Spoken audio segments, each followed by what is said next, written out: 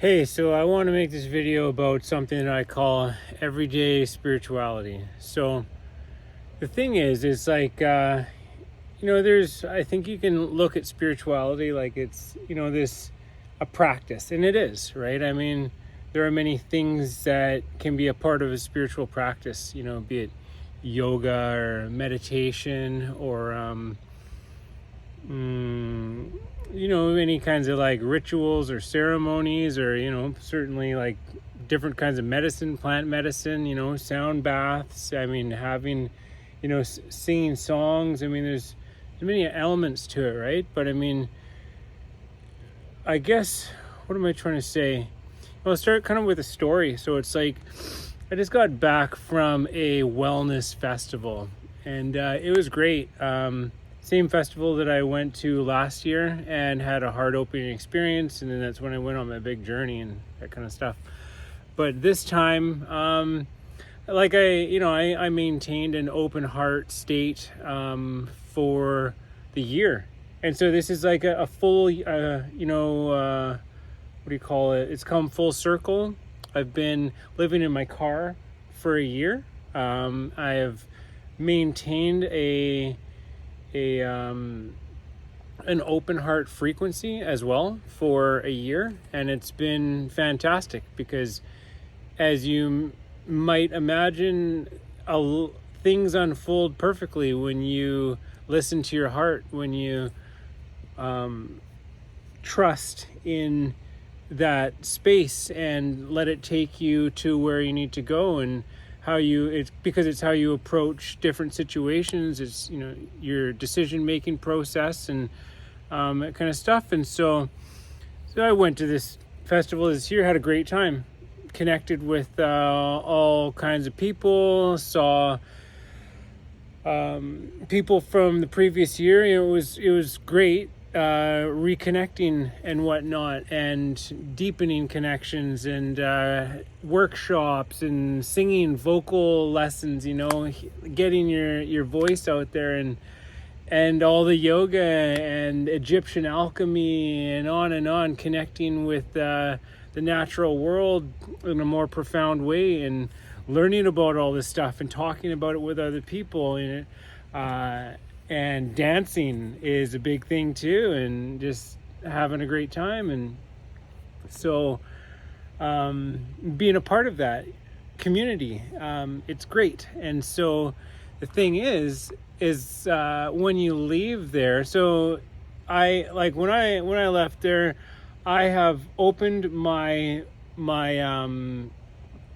voice because of this vocal singing and stuff like that one of these workshops was about that. And you get comfortable having a much bigger presence with your voice and speaking, and certainly just the interactions that I have personally with people, they're very heartfelt. And so I have an experience where I go around and speak my truth very authentically, very from the heart, and it's great. And especially amongst other people who have a spiritual understanding, practitioners of yoga, people who walk a certain path, live a certain kind of a lifestyle that is close to nature, close to a spiritual lifestyle, just like myself. So really great. But the thing is that then you leave that place, and so you have to interact with people who were not at that kind of a gathering, who don't walk that sort of a path. And the idea is, how does one maintain this open heart, open mind, open voice kind of a frequency out in the real world? Because some of us anyways, we got to go back to work, and we have to interact with friends and family and people who aren't necessarily walking that kind of a path, at least not in the same way, not so consciously and putting so much effort into it, the mindfulness and whatnot. And so that's kind of where I would say that the there's a saying, it's easy to meditate on top of a mountain. When there's no distractions, when you're not being put to the test, when life, you're not being constantly confronted with situations and individuals who test your ability to maintain your composure. So that's the thing. I mean, so everyday spirituality, like, to me, it is the ability to handle what life gives you, the situations and the interactions that take place, and handling them with grace without going back into your ego and taking things personally and getting caught up in the moment and carried away, and not say being an example of a person who is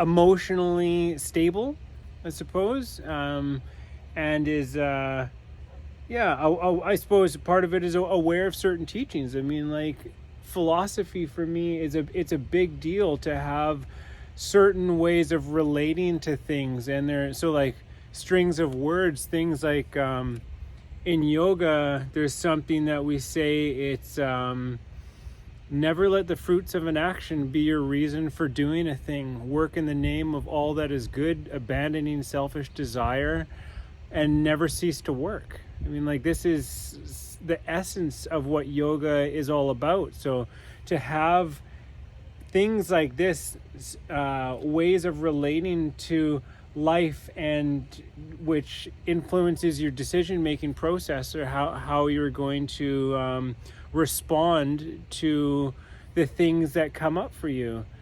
I mean, something that it comes to mind is, like, I was having a conversation with somebody who's close to me, and we're talking about different relationships and how some of them it's challenging. Not everybody that makes an effort, right? And it's easy to kind of become jaded at that point. Be like, well, you can sit there and be like, well, this person doesn't even make an effort with me, so, well, I'm not going to make an effort. And it's like, but that's a test right there. It's like, for myself, it's like, okay, well, that's according to your calculations, right? But calculations up here, right? Not calculations in here. What does your heart say?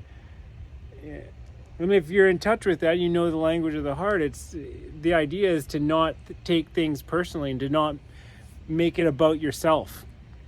And certainly a part of it is to not assume the worst about people, alongside not making it about yourself. I think it's like that's like in one of the 4 agreements or something like that. So, and that's the challenge, and the opportunity to grow and to see if you are the embodiment of your teaching, or if you talk the talk and walk the walk, or just kind of talk the talk. I mean, and nobody's perfect for what it's worth. I mean, that whole word perfect is like a big subject, but it's a practice, just like yoga. It's something that you get better at over time. The more you, I guess, show up, step up to the plate and make a choice to reflect on your attitude and your behaviors when you are put in some situations, because it's very important how you treat other people, how you talk about other people, especially when they're not there, and when they are there, to their face or behind their back. I mean, it's all a part of it. And the rest of it too, like the other part of spirituality, the crystals and the incense and the singing bowls and the gatherings and the chanting, the singing, the meditations, the whatever practices there are, that stuff is all good.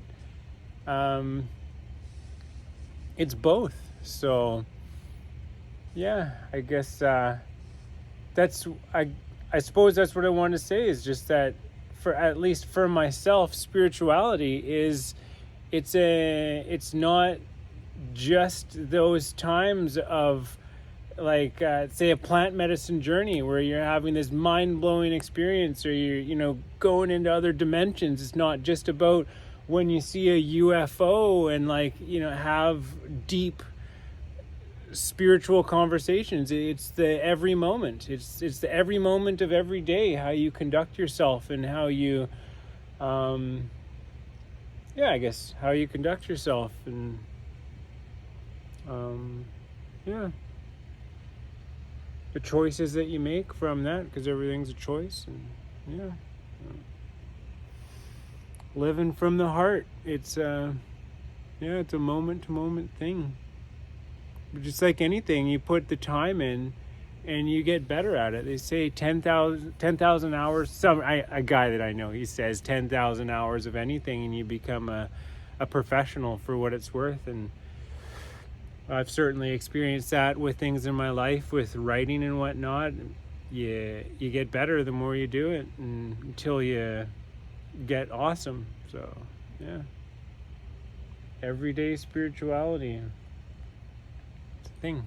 I'm gonna make eat some guacamole. I made it here, but I wanted to make this video. Yeah.